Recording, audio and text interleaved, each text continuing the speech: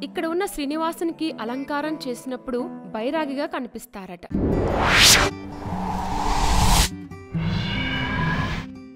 వెంకటేశ్వరుడు లేదా వెంకటాచలపతి విష్ణువు యొక్క కలియుగ అవతారంగా భావించబడే దేవుడు. భక్తుల కష్టాలను తొలగించే దేవునిగా వెంకటేశ్వర నామంతో ప్రసిద్ధి చెందారు. కలియుగ దైవం శ్రీ వెంకటేశ్వరుని ఆలయం అంటే తిరుపతే గుర్తుకు వస్తుంది.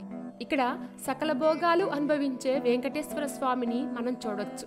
కానీ కర్ణాటకలోని ఓ ప్రదేశంలో శ్రీనివాసుడు మనకు బైరాగిలా కనిపిస్తారట. మరి ఆ దేవాలయం గురించి తెలుసుకుందాం. కర్ణాటకలోని శ్రీరంగపట్నం శివారు ప్రాంతంలో మైసూరు హైవే పక్కన ఒక కొండ కనిపిస్తుంది. ఈ ఆలయం 2000 అడుగులకు పైనే ఎత్తు ఉన్న కొండ మీద ఉంటుంది. ఈ కొండని కరిగట్ట అని పిలుస్తారు. కరి అంటే నలుపు అన్న అర్థం ఉంది కాబట్టి ఈ కొండకు ఆ పేరు పెట్టి ఉండవచ్చు. కరి అంటే ఏనుగు అన్న అర్థం కూడా ఉంది కదా. ఈ కొండ మీద ఏనుగులు తినే గడ్డి బాగా కనిపిస్తుంది. అందుకే ఏనుగు కొండ అన్న ఆలోచనతోనూ ఈ పేరు పెట్టి ఉండవచ్చు. కరిగట్ట మీద ఉన్న ఆలయం ఈనాటిది కాదు. వరాహ పురాణంలో సైతం దీని ప్రస్తావన ఉంది. ఇక్కడ కొండ మీద కనిపించే దర్భలు సాక్షాత్తు ఆ వరాహస్వామి శరీరం నుంచి ఉద్భవించాయని పేర్కొన్నారు. అప్పట్లో ఈ కొండను నీలాచలం అని పిలిచేవారట. మన తిరుపతిలో కనిపించే 7 కొండల్లో ఒకటైన నీలాద్రిలోనూ కొంత భాగమే ఈ నీలాచలం అని కూడా అంటారు.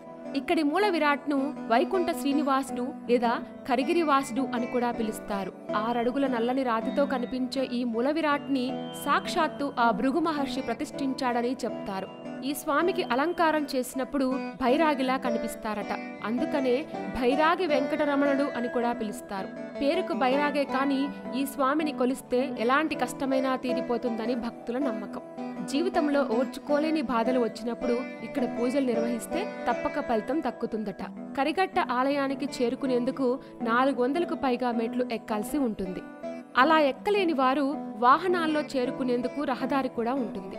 కొండ పక్కనే కావేరి ఉపనది అయిన లోకపావని ప్రవహిస్తూ ఉంటుంది.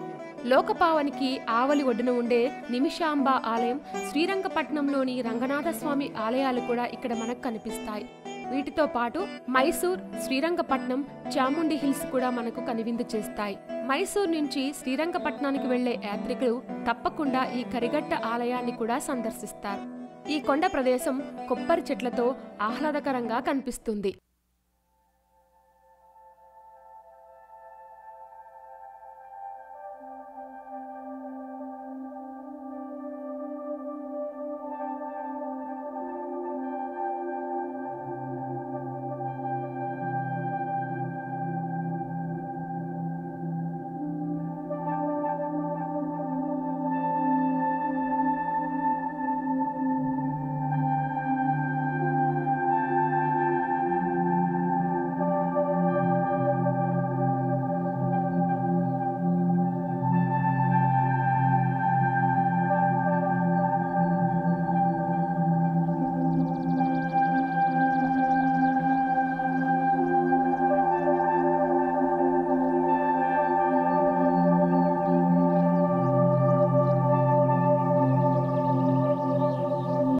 బైరాగి రూపంలో ఉన్న శ్రీనివాసుడి ఆలయం చాలా ఇంట్రెస్టింగ్ గా ఉంది కదూ. ఇలాంటి మరిన్ని విశేషాల కోసం మా ఛానల్ ని సబ్స్క్రైబ్ చేసుకోండి.